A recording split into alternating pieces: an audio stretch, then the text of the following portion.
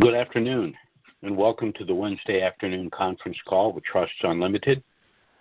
This is Jim George speaking. I'm the non-attorney spokesman and facilitator for Trusts Unlimited, and I'd like to thank all of you for taking the time to listen to this call.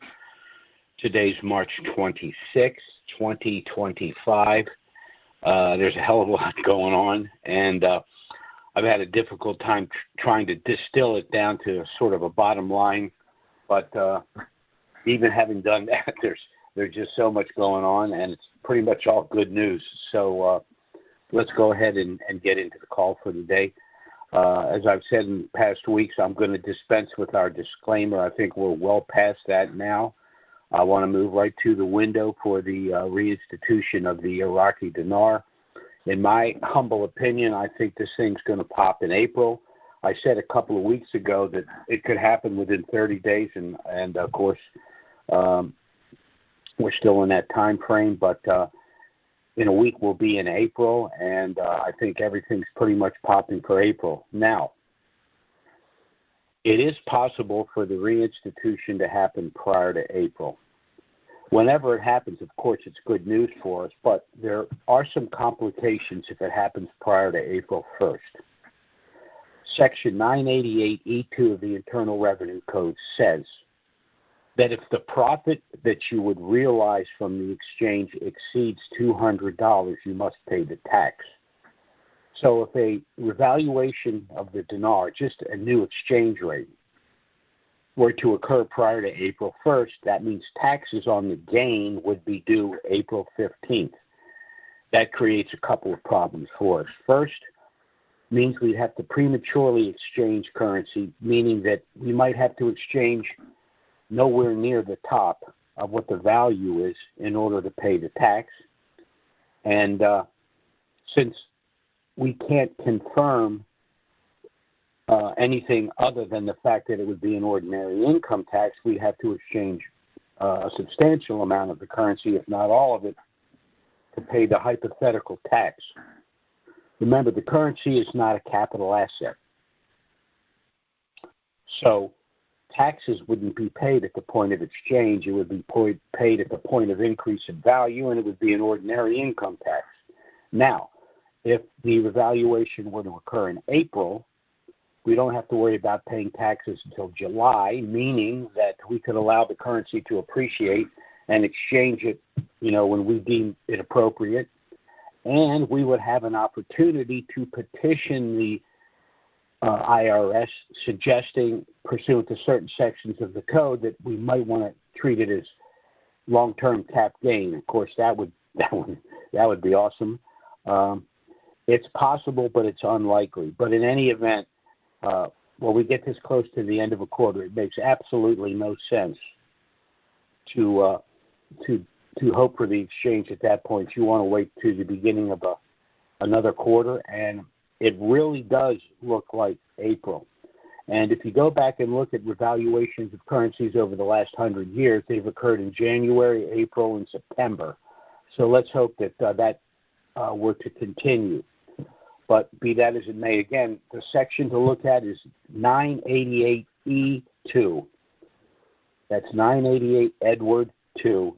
And that explains the taxation. The reason I want to bring this up now and concentrate on it is because there's still some idiots floating around out there telling you that it's not a taxable event because it's an exchange of the currency, or that you could take your time and exchange the currency because the taxable event is the point of exchange. They're dead wrong on both cases, and you're going to get hurt if you listen to that crap.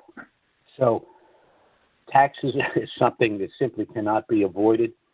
It can be minimized through legitimate means, but it cannot be avoided. So, again, for the last time, 988 Edward 2, E2 of the Internal Revenue Code.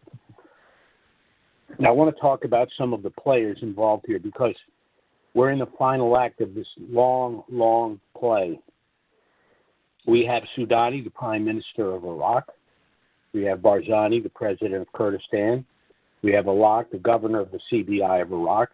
And we have Saleh, that's the Finance Minister of Iraq. Now, these are the important players in Iraq, and they're all pushing for the very same thing the reinstitution of the Iraqi dinar. Now, there are some other important players outside of the country. One is President Trump, and the other is Iran. Now, in my opinion, one of the reasons that this thing is coming to fruition is because of President Trump. For a lot of reasons, he wants to see this done. And the black hat in all of this is Iran. And for their own selfish reasons, in the past control they've had of Iraq and its wealth, they don't want to see it happen. But Donald Trump recently sent a letter to Iran. My understanding is there were two things in that letter that are important. One was a warning if Iran doesn't stop its nuclear program.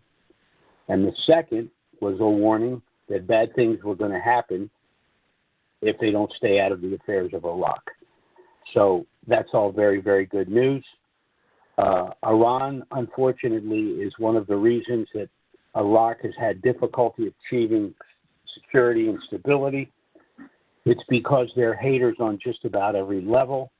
We've gotten into the leadership of Iraq, the Ayatollahs, their 12th imamers, and all of that nonsense. We've gotten into that, but they're no longer important. So let's just kick them to the curb.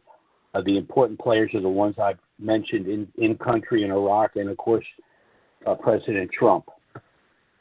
Now, for those of you that have been kind enough to listen to our calls, over the last few months, I've repeatedly stated that, in my opinion, Iraq has been operating and negotiating with an internally undisclosed new rate for the IQD.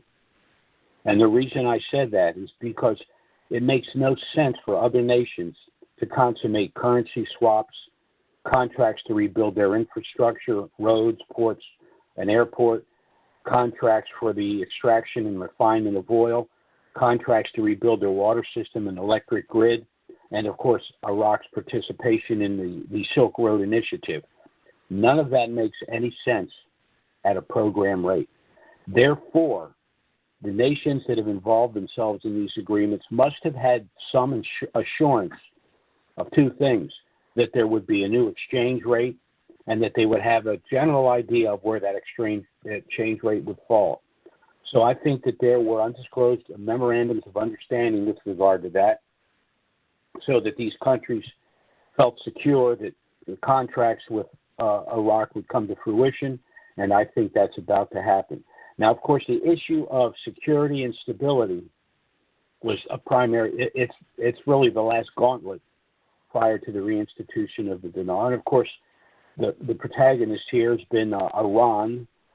We don't want to get into their situation, but I think that they're officially and finally out of the picture. So everything, the stars are aligning now, in my opinion, for the reinstitution of the Iraqi dinar and its placement on the Forex in April. Also, the government of Iraq is preparing for the release of the budget tables, the HCL, government bonds, and citizen salaries. And, of course, they need a rate in order for that to make any sense at all. You have to have a rate in order to make those of any value at all. So, to that end, to accomplish all of that, Soudani has temporarily suspended financial transactions. He's taken a little time out here. So I was trying to think how could I kind of explain how that would work. The only analogy I could come up with is he took out his Glock, pulled out a clip that had blanks, and inserted a clip with live ammo. And that's basically what Soudani has done, is in the process of doing. And what's in that clip? What's in that clip is a digital currency which eliminates Iranian theft, and both in and outside of the country. The release of ATMs with the anti-money laundering system, a successful audit of the banking system by Ernst & Young, which is one of the big four accounting firms globally, and the TIR, which is both the domestic and international trade system, which they've announced is going to go live on April 1st. And lastly, a delegation of major U.S. companies meeting in Iraq. So what we have, whether you've had dinar for a year, 5 years, 10 years, or 20 years, is we have finally achieved, in my opinion, security and stability, which is going to equal a new exchange rate for the IQD, an exchange rate that will reinstitute and be placed onto the Forex. And the only thing remaining, which is one of the reasons why we have our calls, is for those of us that were wise enough to purchase the Iraqi dinar, wise enough to be patient and hold the dinar through all of the ups and downs and various iterations of what's going on. We have to protect that windfall. And how do we protect that windfall? Well, personally, we pay our taxes. We don't invest in stupid things. But for the long term, what you have to do is place this newfound wealth in an entity to ensure your protection. An LLC won't do it. A sub-S corporation won't do it. Family limited partnership won't do it. And revocable trusts won't do it. The only absolute ironclad entity that will guarantee to protect this wealth for yourself, for your children, for your grandchildren, is a package of irrevocable trusts. Now, why do I say that? These are the benefits that you would enjoy through an irrevocable package of trusts, and these benefits are only available through a package of irrevocable trusts. The first benefit is privacy and anonymity. The assets within such a trust packet are sealed, and no one will know your net worth or your actual holdings. Second, you're going to avoid IRS scrutiny. That's because while you're the beneficiary of the assets within the trust, the business activity occurs within the trust. Now, why are you avoiding personal IRS scrutiny? Because the IRS goes after low-hanging fruit. They are loath to go after sophisticated trust packages, which they understandably believe also have very sophisticated legal representation. So unless you're doing something glaringly wrong, you're not going to have a problem with the IRS. The third thing the trust provides is controlled pre-RV gifting. Now, what do I mean by that? Many of our clients have told us they plan on gifting currency to family and friends, and that's fine. But some have been a little hesitant for a number of reasons to give individuals large windfalls. Well, we've created a special sub-trust within our package. You can gift the currencies to friends and family through this sub-trust, avoid the federal gift tax by doing so, and still have control of the post-RV proceeds. The only way that can be accomplished is through the sub-trust that we've created in this package. The fourth thing this trust package does, it allows you to avoid the cost, delay, and exposure in probate, and it allows you to avoid something called the federal estate tax, a tax which is assessed in order for that estate to be transferred to heirs. Presently, the federal estate tax can be as much as 55% of your entire estate, more than half, in excess of $12 million. By establishing this trust, you will avoid the cost and delay and exposure to probate, meaning no one will know the size of your estate, who your heirs are, and how much they each stand to inherit. And you will avoid entirely the federal estate tax, which means your heirs will receive 100 cents on the dollar. Then there's the asset protection benefits, both pre- and post-RV. Pre-RV, there's something called the Uniform Fraudulent Transfer Act. What that basically means is you personally can only be sued for the value of the currency at the time you transferred it to the trust and not the post-RV value. So hypothetically, if you had 10 million dinar that you purchased for $10,000, transferred the currencies to our trust, they subsequently revalue, and let's say conservatively for $1. Even though you now have 10 million in the trust, you can only be sued for 10,000 because that's all the currency was worth when you transferred it out of title to the trust. Post-RV, there's a benefit I like to refer to as limited liability stop loss. This involves lawsuits that occur after you've acquired this wealth. Very simply, what this means is as you acquire assets, homes, cars, boats, etc., you place each of them in their own separate subtrust to be managed by the initial trust you established pre-RV, the master trust. What this means is if you have a rental property or a car or a boat that's involved in litigation, that asset's in a separate subtrust, and that asset only would be involved in the litigation because the other assets are in other separate subtrusts with separate ownership not involved in the litigation in question. So by establishing this trust, again, you preserve your privacy and anonymity, you avoid IRS scrutiny, you can give currencies to family and friends and control the post-RV proceeds. Your estate will avoid the cost, delay, and exposure to probate. Your trust will allow you to avoid the federal estate tax, saving 100 cents on the dollar to your heirs. You can only be sued for the pre-RV value of the currencies, and you can limit any future suits through the segregation of assets using multiple trusts. So this is the trust package. This is how it would work. Now, this trust package was initially used by our firm for our more affluent clients. It had a cost of anywhere from $6,000 to $10,000. But by mass marketing the package to denarians over the years, we've been able to reduce the cost to $2,500. Pay us up front. It's a one-time cost of $2,500. We also knew that a lot of individuals that did have currencies were not wealthy individuals or not in a position to pay the initial cost. So if it's unaffordable, we even have a deferred payment arrangement. You'd make an initial payment of $525, which some would cover our out-of-pocket costs just to produce your trust package.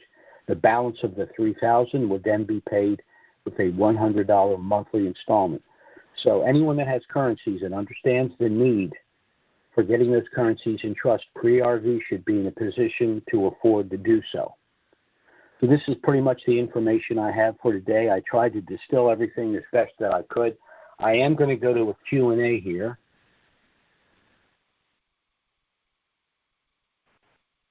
So there were some, looked like there were some, oh, maybe not. All right.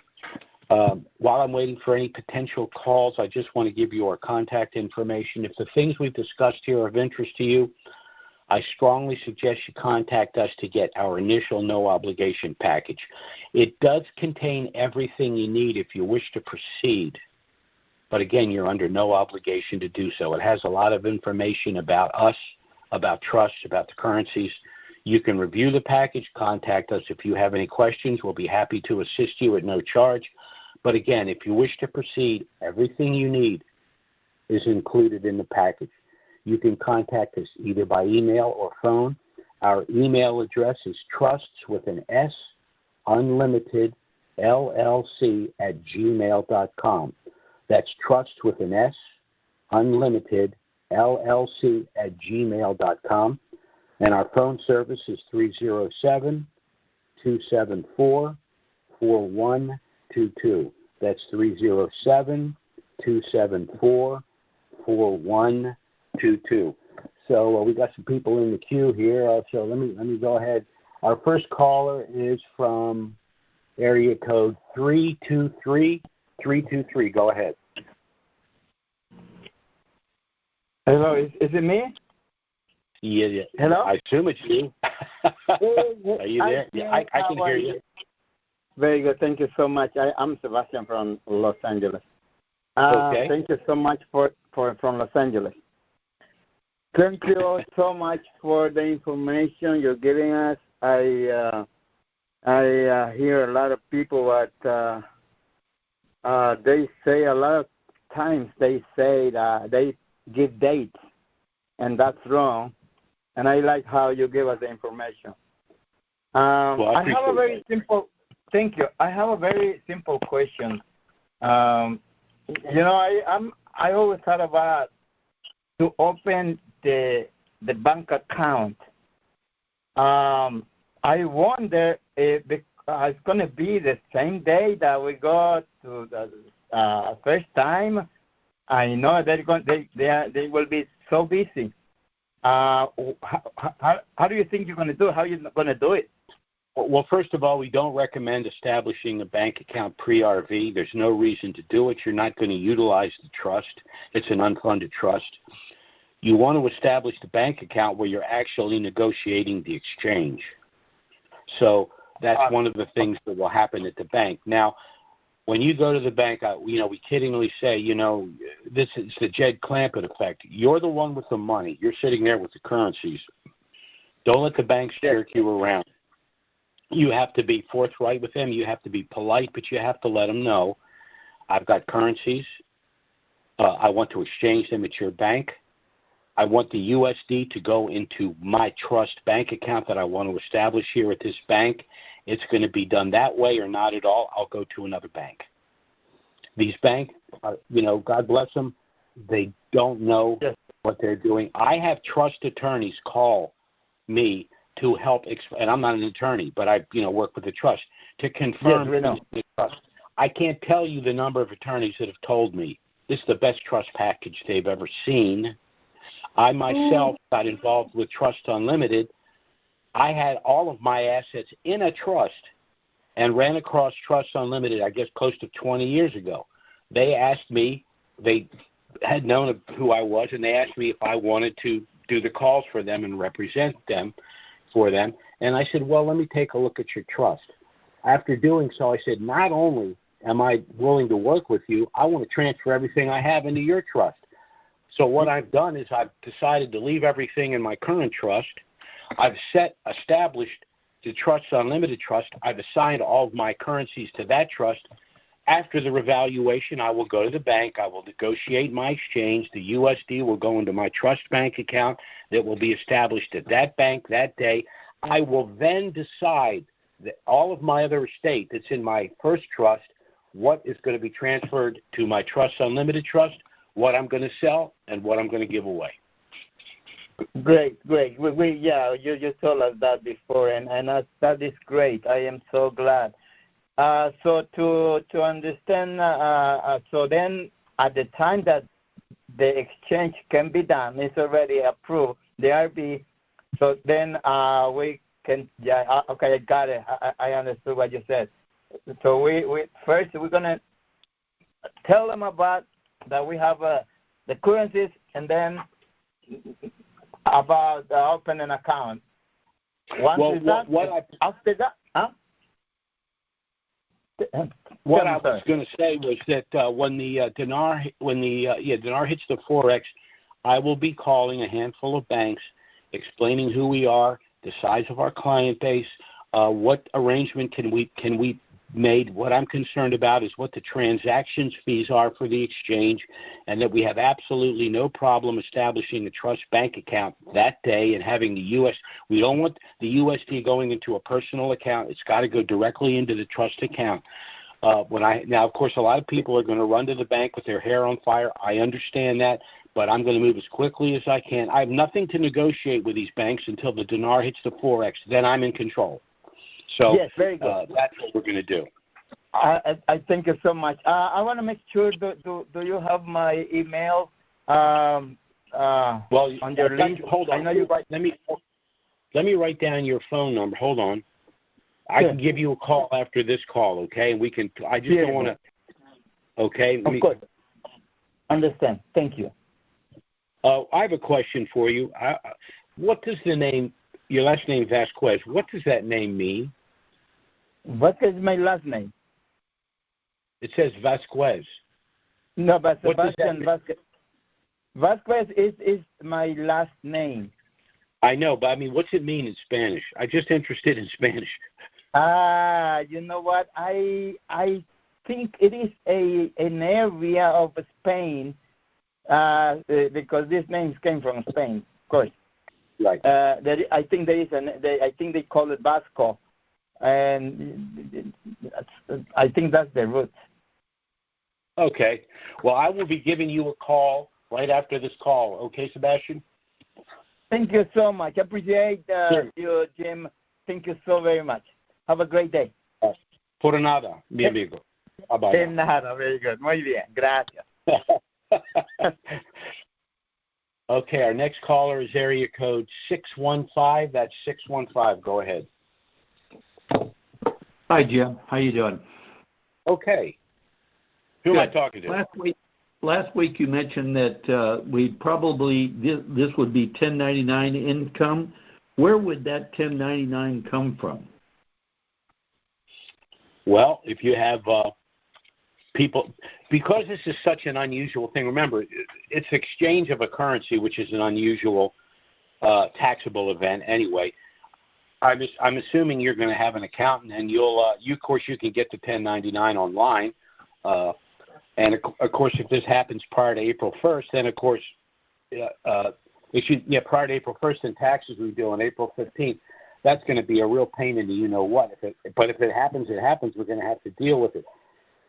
Hopefully this will happen in April, and then we'll be able to get information out on our website and in our emails on that, what documentation you need and how long, and we're going to go to the IRS and try to get something in writing for them as to whether or not this is ordinary income or cap gain. I'm pretty sure they're going to call it ordinary income, although with the Trump administration, you never know. So, we'll just have to take it one step at a time. But it should be 1099 earnings. And the only question is whether it's going to be due on April 15th or July 15th if we have a revaluation prior to April 1st or in the month of April. Yeah, I think if it is in fact 1099, I think that would lean more to ordinary income than it would to capital gains. Yes. I think it's IRS publication 525 refers to the gain as cap gain, and a lot of people are leaning on that. But there was a case, Caterpillar versus was the IRS in like 1971 or something, where Caterpillar felt that the tax should be treated. Anyway, they used a publication, and the ruling from the IRS was no, the code itself or a subsequent ruling from the code supersedes an IRS publication. So if the only thing that they've released thus far refers to the gain as cap gain is a IRS publication, then we can't rely upon that. Unless this thing happens in April, which means we have until July to duke this out with the IRS. So, we'll just have to play that on the fly. Yeah. Jim, just a thought.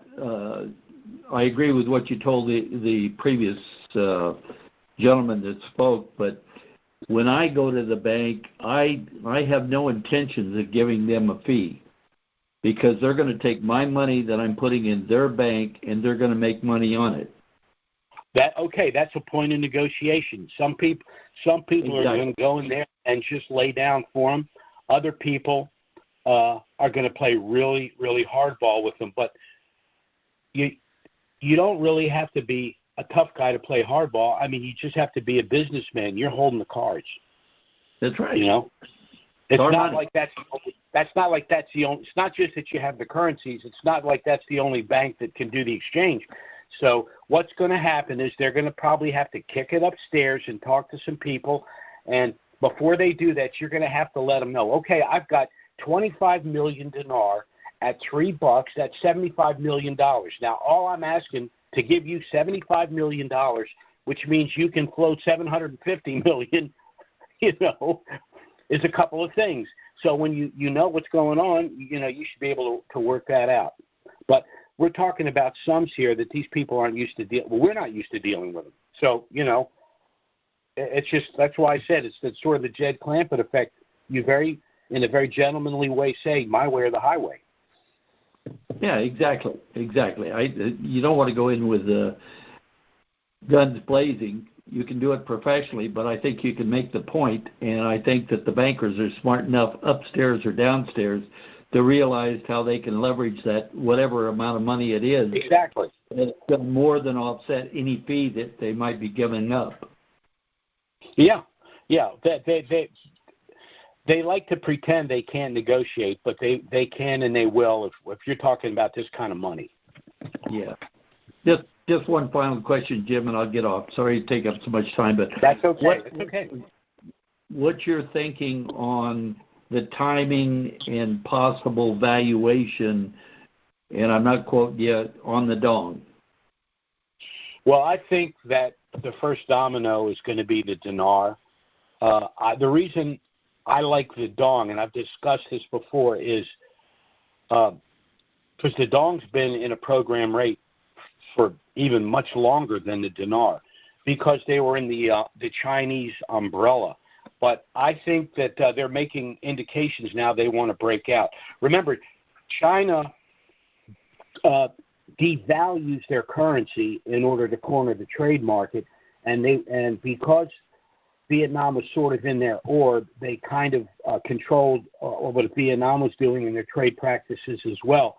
But once we get back to commodity-backed currencies, then devaluing the currency thing isn't going to work, and there's no real reason for Vietnam to play along with China, because they're going to be much better off on the open market with their currency. So let me put it to you this way. I will be surprised if the dinar goes, let's say the dinar goes in April.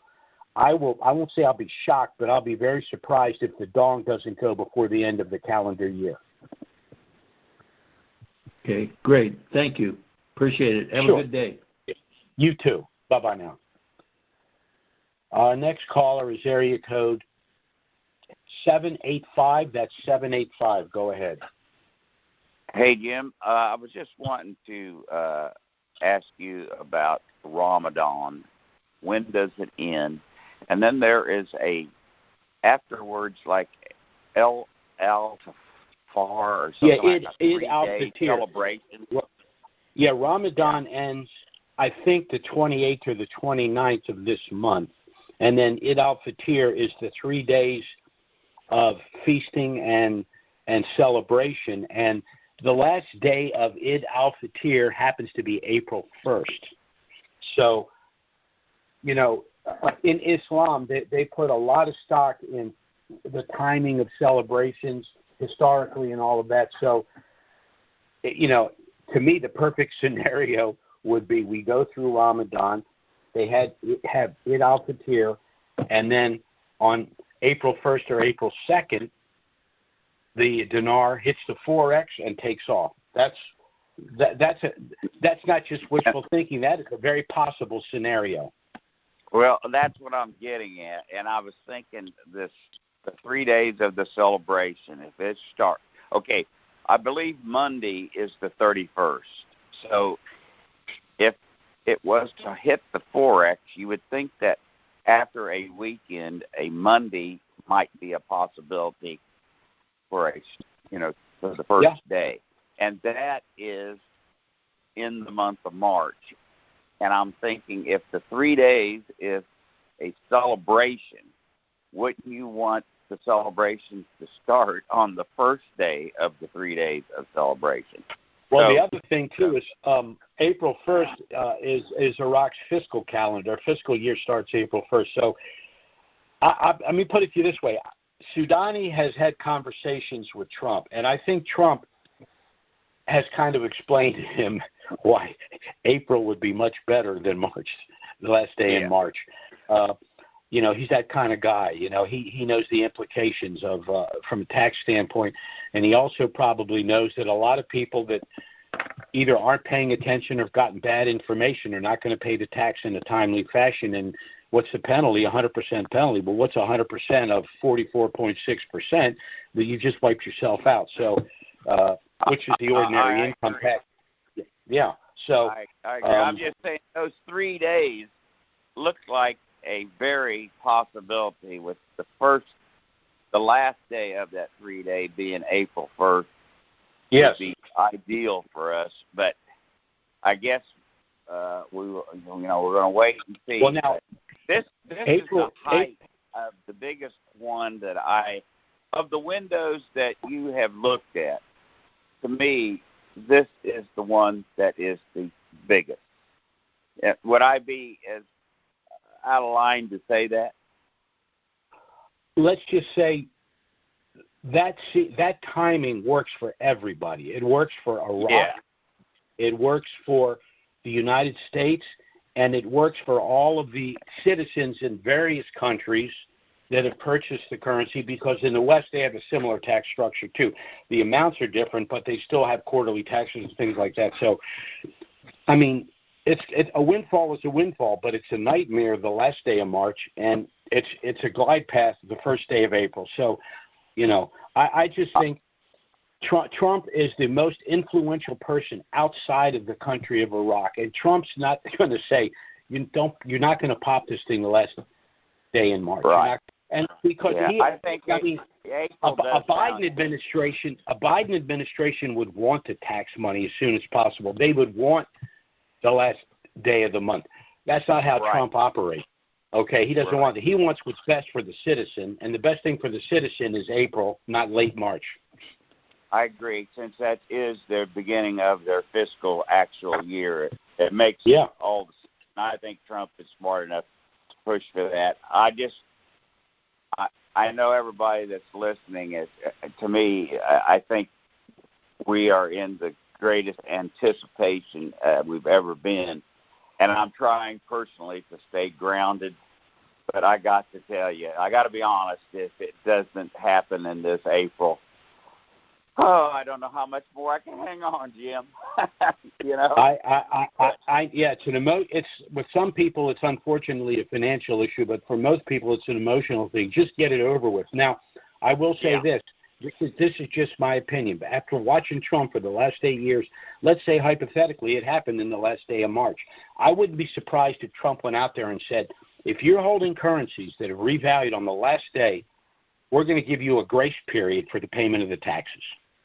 I agree. I wouldn't be surprised if he did that. I wouldn't be surprised either, and I just think that. I mean, I've been in this long enough, and I've got enough education. Thanks to listen to your call too. I got to give you that kudos. That I can't agree with you more. If you've been around it any at all, the stars are aligned is the perfect way to put it. I mean, it just is. So thank you very much. Sure. Okay.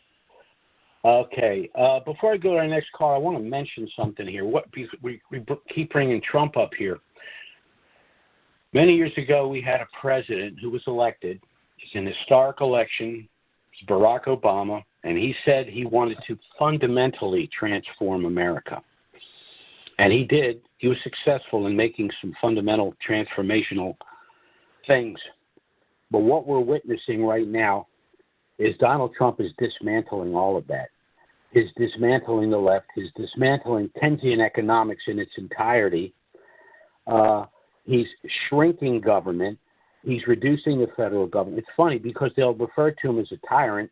A tyrant centralizes. He's decentralizing. He's taking power away from the federal government. So the only thing that's tyrannical about what he's doing is he's destroying what the left has created. And ironically, it's precisely because of the things that they've done that we're in a position to make so much money on the revaluation of the dinar. We've got all these fiat currencies, and all of a sudden we're transitioning to commodity-backed currencies, and I've gotten into Basel compliance and how long that's been going on, but everything, and the gentleman in the last call, I agree, everything that's going on in Iraq, in the Middle East, and globally, international currencies, everything is dovetailing at the same time, and I'm really, really hopeful that it's all going to pop here in April, for, not just for myself and my family, but for all of us.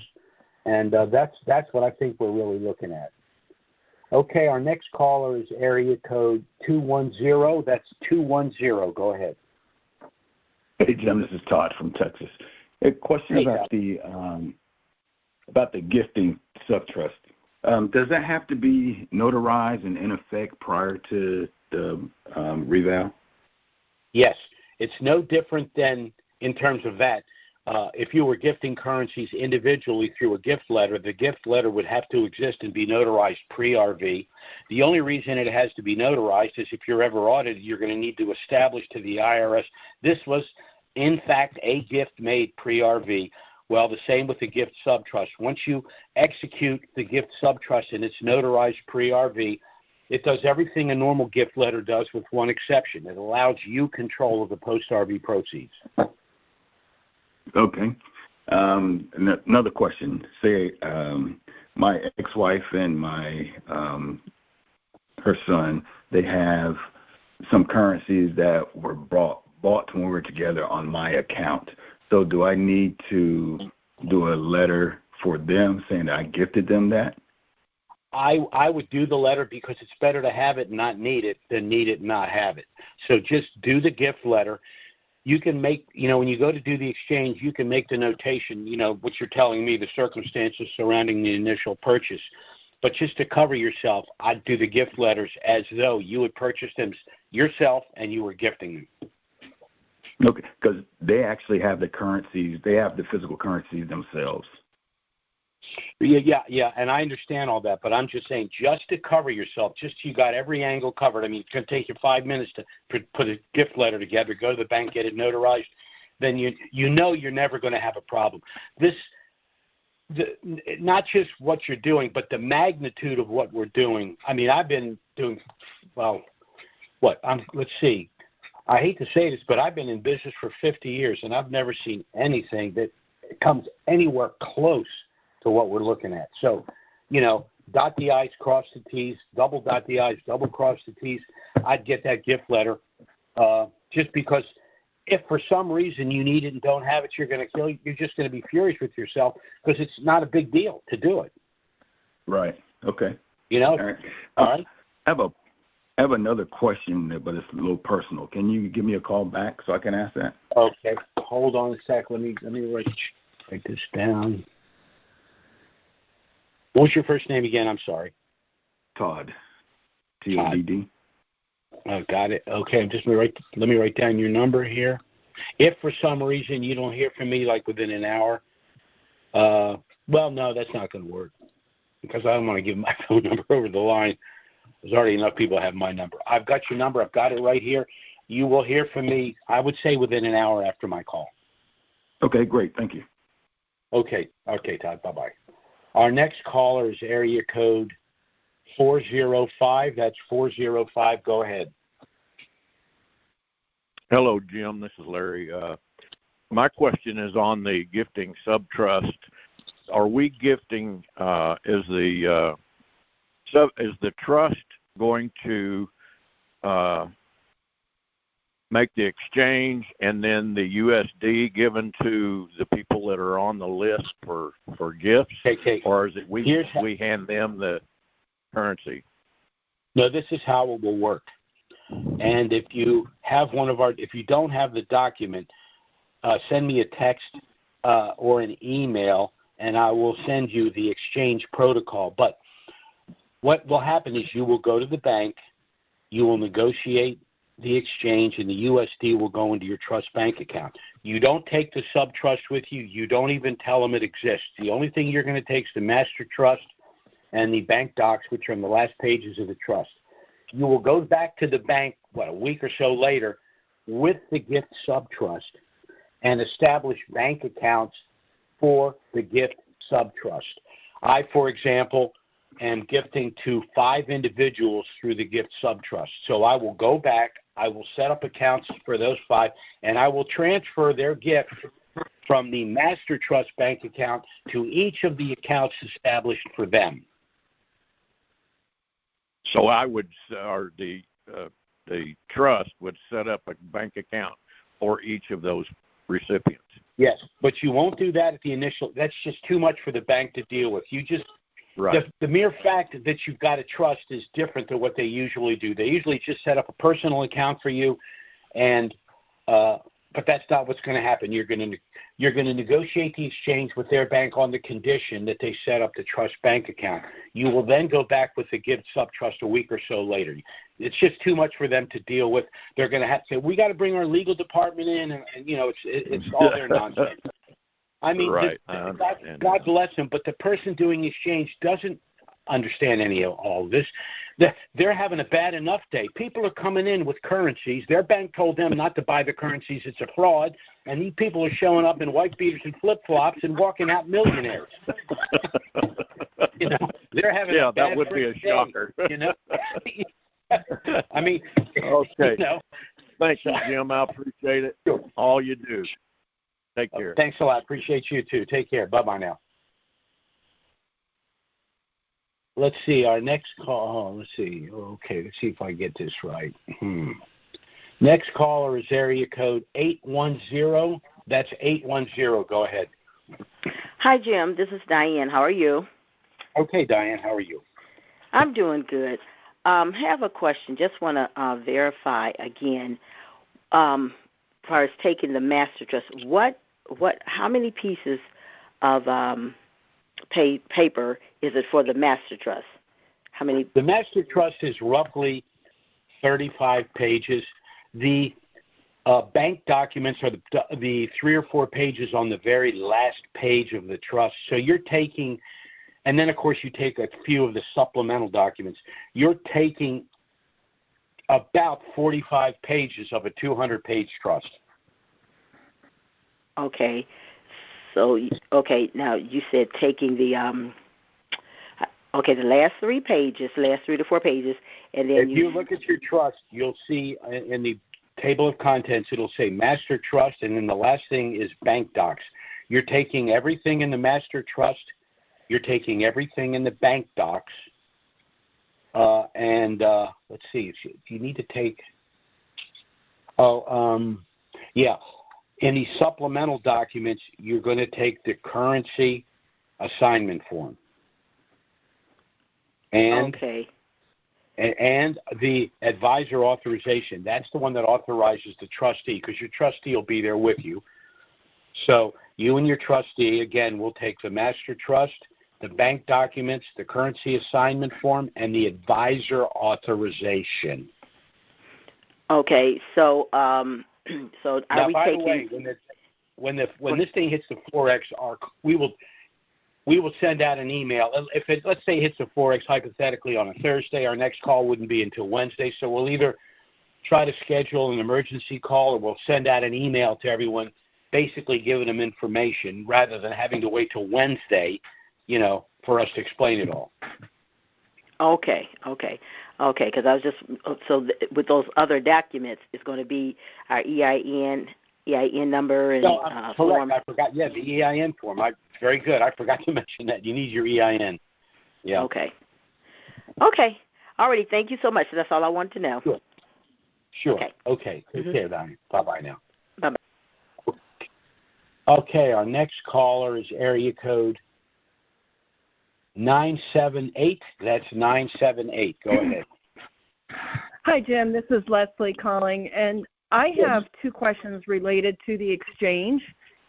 Okay. The first is, should we expect that the bank is going to validate the legitimacy of those notes while we're there to do the exchange? They might. Well, they will want to validate it. They need a Delarue to do that. If they tell you this is just my opinion now. If they tell me they have to send it somewhere else, I got 2 words for them. Hell no. Now, they're not leaving my side. They're not leaving my site. So if you're then you're on my opinion, I'd just say I'm in the wrong bank. There's no way you're negotiating millions, tens of millions of dollars, and you got to farm out the currencies. No, I'm going somewhere else. Yeah. So if they don't farm out those currencies, should we expect that they're going to have the Delarue machine like right there, and we're sitting there while they're validating them? Of the major banks that do currency exchanges, for them not to have an in-house Delarue machine is pretty hard for me to believe. But that's another question. When I call these banks, and I just said on an earlier, I was talking to someone else. Well, I'm going to call the bank, tell them who we are, tell them how many clients we have, ask them about their transaction fees, the liquidity issue. I'm also going to ask, do you have an in-house Delarue? Because you're not taking our currencies anywhere else. We're not doing that. Right. Now if you tell me, if they say to me, well, there's a branch 3 miles from here that has a Del. Okay, give me my currencies. I'll go there. to your bank there. But I'm not leaving here and leaving my currencies. You're not giving them to someone else to go. We're not doing that. No.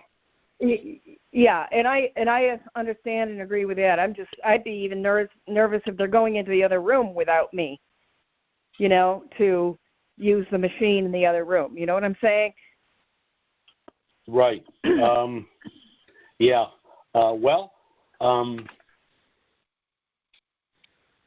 Yeah, I'd ask to be. I might have to. I haven't been giving that a lot of thought either. But you know what? I might say they're not going out of my sight. I'm sorry, they're not coming. I purchased them. I've been sitting on them for however number of years. All right, and if you can't accommodate me by allowing me to be present at the Delarue, I just have to go to another bank. Yeah. I mean, we're just going to have to do that. The bank's attitude always is it's our way or the highway. But he who has the gold makes the rules.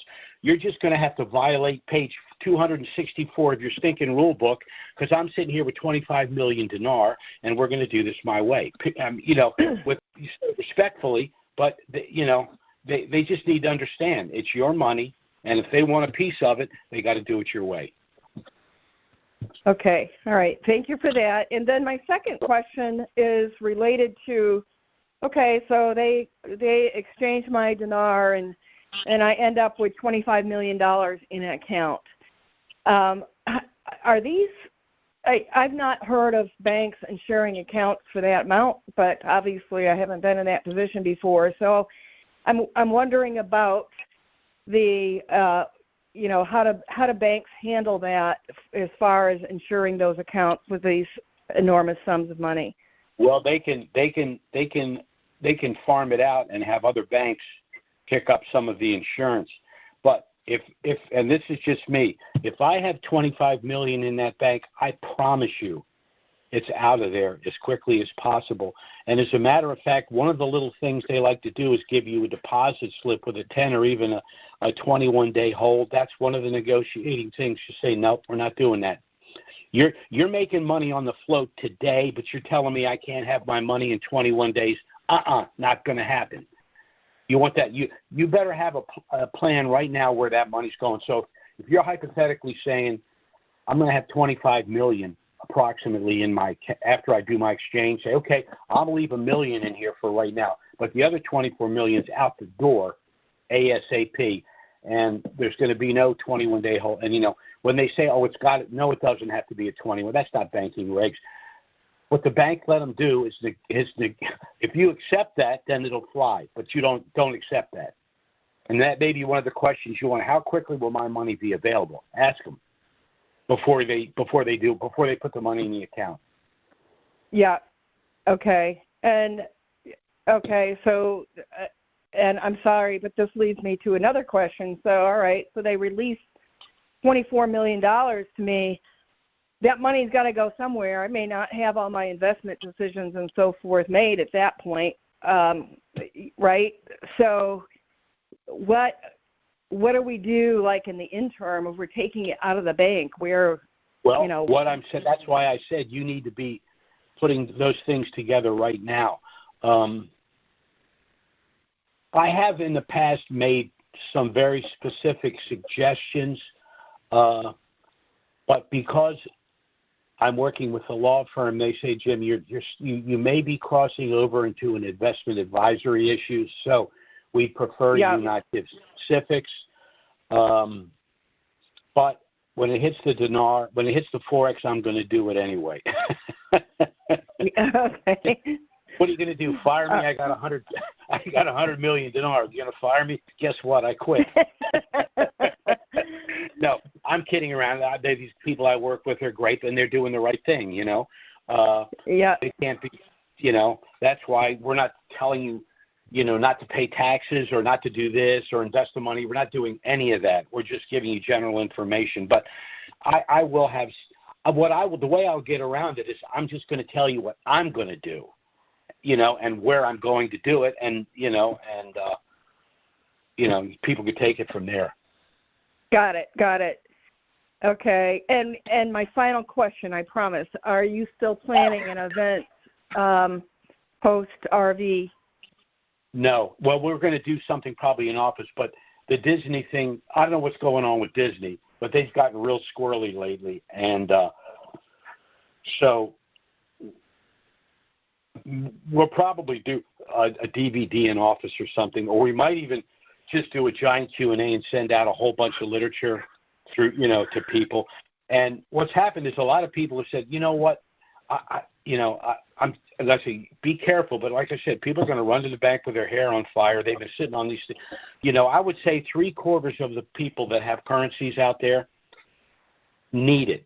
They literally need it. Other people that haven't, it's just money on top of money, but 3/4 of the people that's just my unscientific from the conversations I've had with people need it for some reason.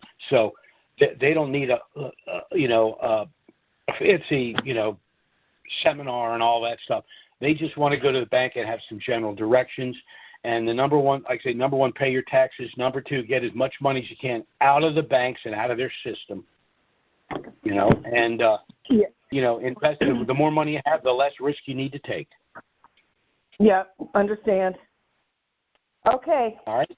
Okay. Very all right, good, Leslie. Jim. Thanks very much. Sure. Bye-bye. Bye-bye. Okay, our next caller is area code. I'm losing my space here. Where was I? Oh, people are jumping in. That's what's going on. Give me a second here to figure out where we are. Oh, gone it.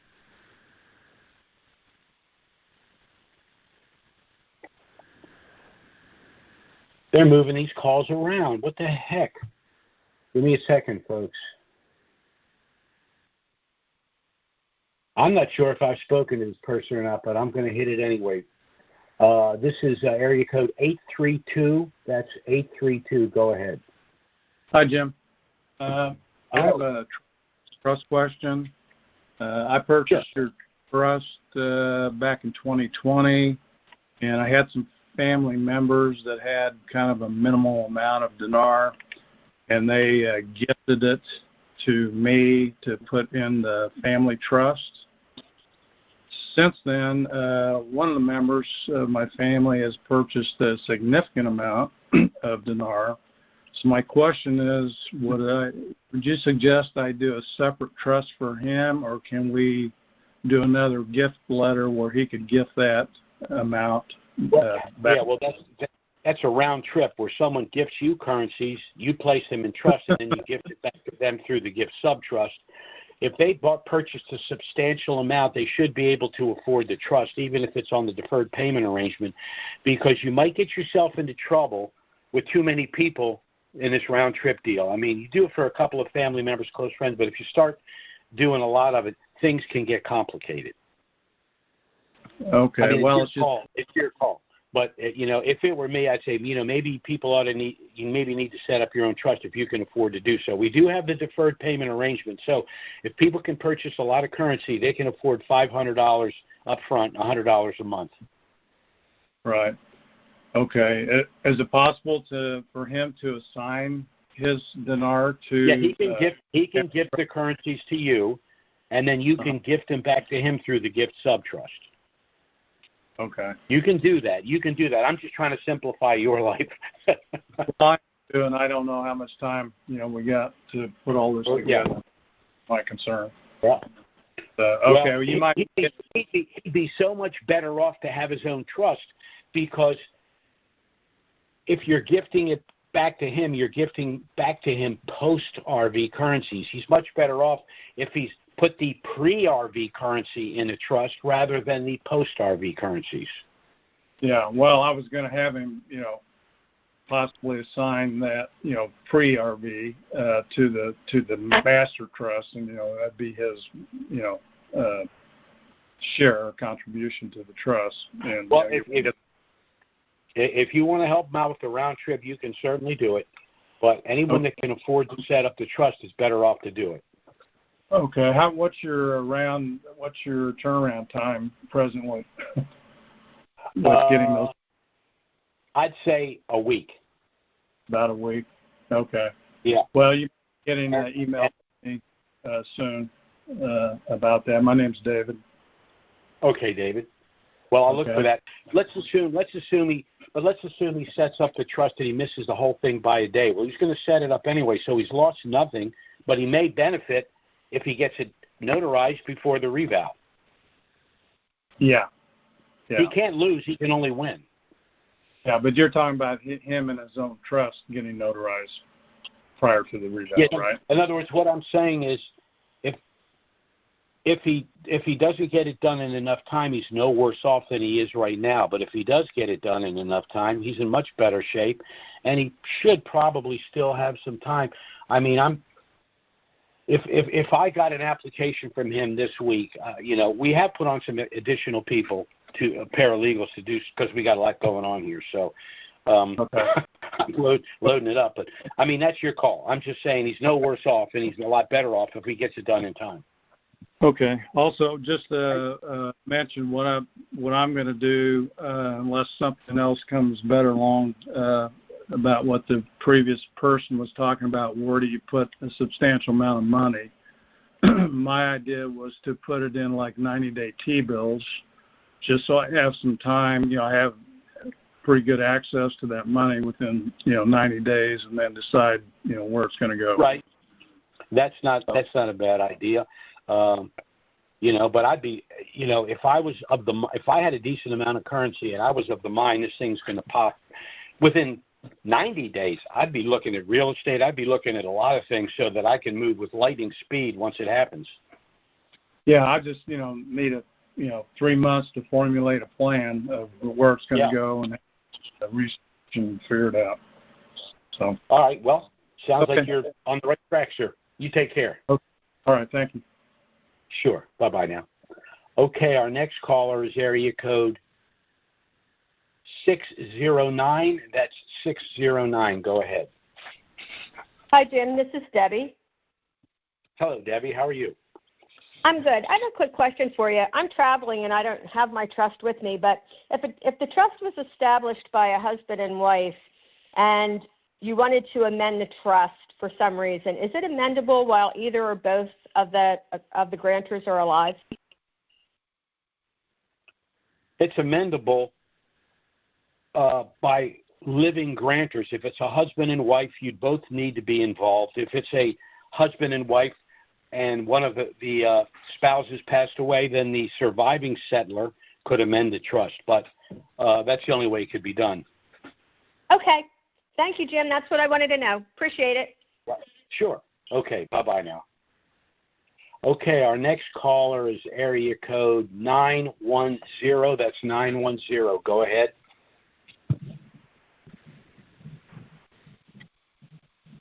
Hello, 910. Are you there?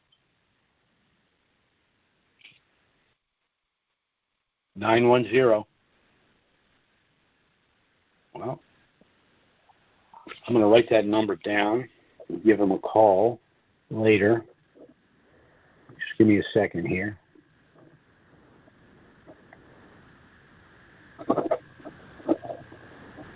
Okay, our next caller is area code 843. That's 843. Go ahead.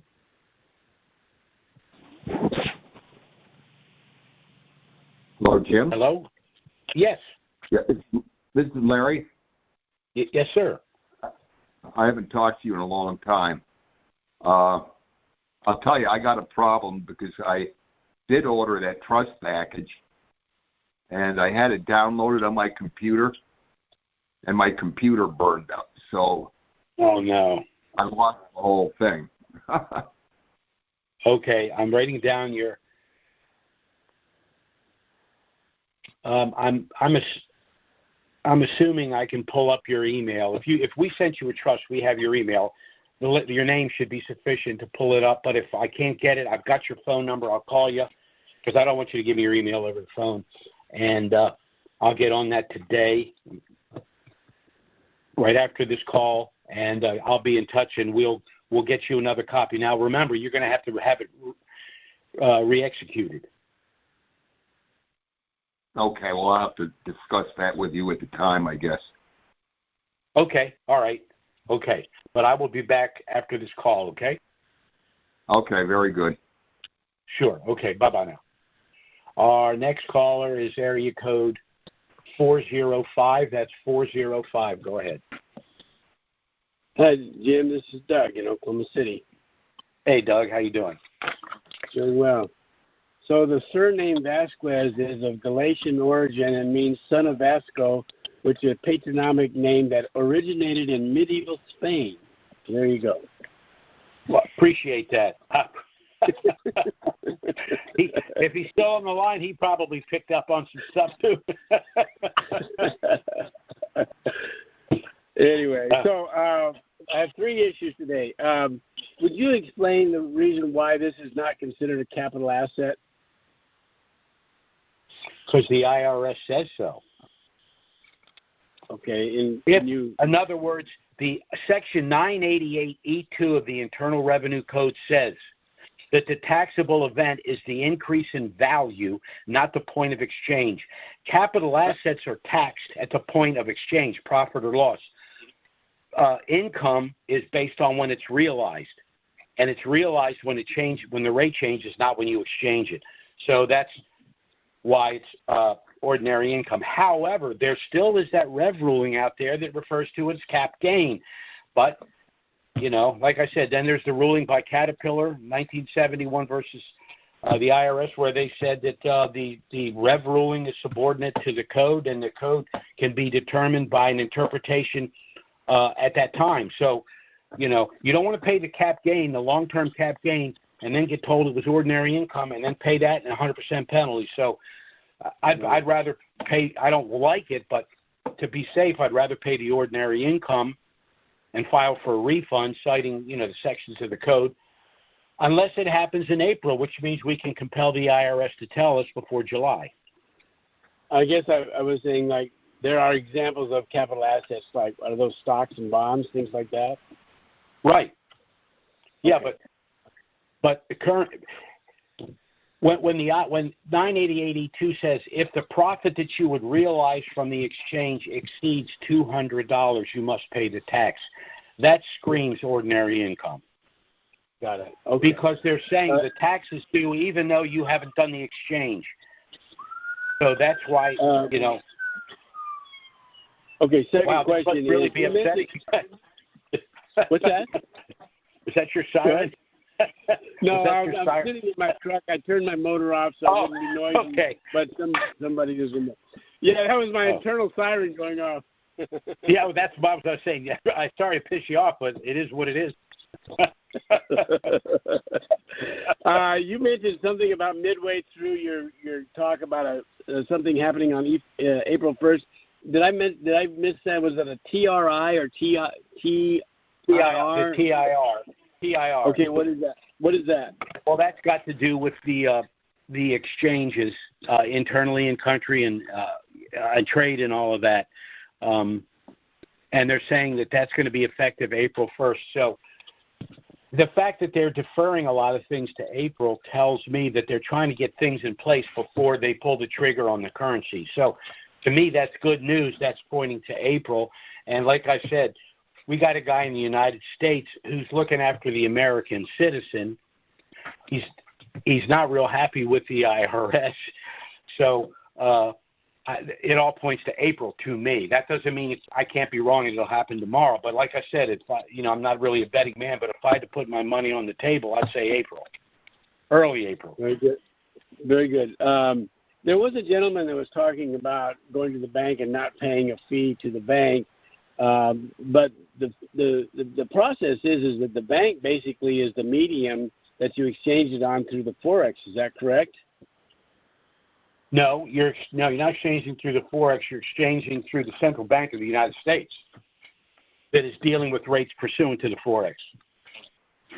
Oh, I see. So they will basically determine. They will see it as what it's trading for internationally. But then we are actually going through the central bank. Yeah, but the transaction fee is what they come up with, and it should be negotiable. You're not going in there with 100 dinar. You're going in there with 10 million dinar. Say, hey, look, this transaction fee. Now remember, they're graduated down. So the more you're exchanging, the lower the fee is. So don't look at it. Yeah. So I'm just saying when you go into the bank, be prepared to negotiate. A lot of people are just going to sign and say, thank God this is over, now I can go get my money. Yeah, you can go get your money, but that doesn't mean you shouldn't be able to negotiate the best deal you possibly can, and that you shouldn't speak to a couple of banks.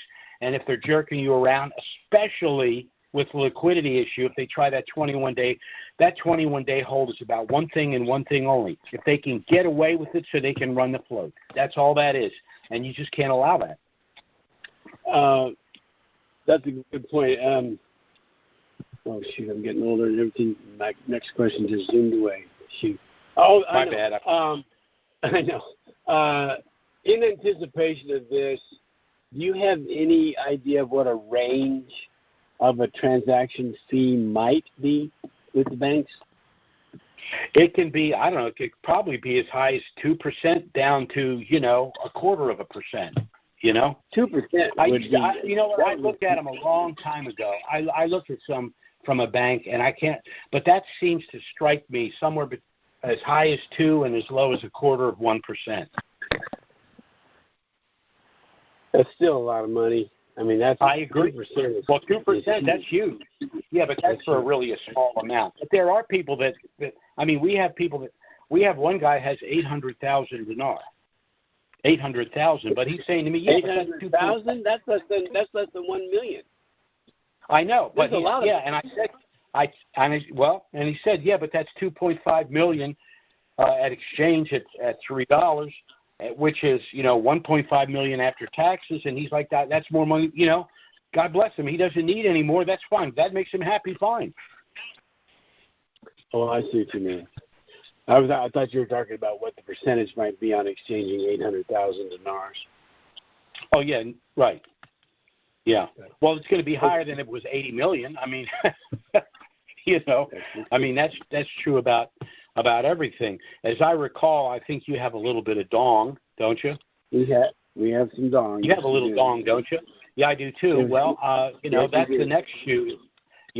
I'm wondering if they're going to do like we do this exchange. I wonder if the IRS is going to track us for purchase of other currencies. Like I go exchange my dinar, and I take $250,000 of that and buy more dong.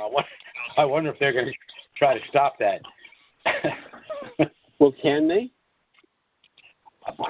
I don't think they should be able to. I don't think they could be able to. But I tell you this. Donald Trump's going to call him up and go, damn, I just bought 50 million dong, so don't give me that crap, The guy wants to buy dong, let him. Okay. Yeah, we got the right guy. We got the right guy in charge. We're, let's see. Hang on a second. We're less than a week away from April. I hope nothing happens, honestly. I mean, we could just get to midnight on the 31st of March. We're in good shape. Yeah. Well, we're good for the whole month of April. We're golden for April. We just are. So, I would like it to happen on April 2nd, but it happens on April 25th. I'm fine. That's fine. If it happens in April, we're good. Anytime. It doesn't have to be the 2nd. I think Donald Trump's going to be preoccupied with his reciprocity on tariffs anyway on that day. So anyway, thank you, Jim. As always. That's right. Certainly appreciate it. You take care, man. Bye. Bye. Bye now. Well, Doug was the last call for this afternoon. Again, I'd like to thank all of you for taking the time to listen to this call. Our next call is scheduled for next week.